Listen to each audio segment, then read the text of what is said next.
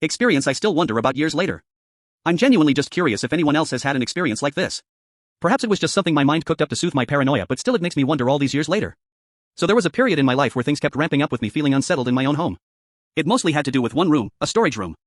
It had never really bothered me before, but suddenly I just couldn't stand to go in there. It was like having a weight on your chest or being suffocated for me to go inside. If someone left the door open to it, I would promptly close it because I felt like I was being watched, but it scared me to even get close enough to do that. I soon started feeling watched in other rooms as well. I started getting frequent nightmares and also frequent sleep paralysis, most notably featuring a creature with yellow eyes taunting me. Then, suddenly, one morning I had a dream and I've never had anything like it since. Normally my dreams have a very cartoony, unrealistic quality to them, after all they are dreams. This one was so vivid and realistic. In it, it was morning and the sun was shining through the windows. It was beautiful, but also something I'd never actually seen happen in my house in that way, almost too beautiful to be real. It was calm and peaceful.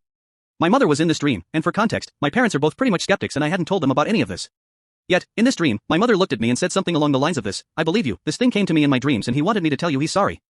He let something in, but he didn't mean to, and it's gone now. It's been years so I forget exactly how it was phrased, but these were the main points of it."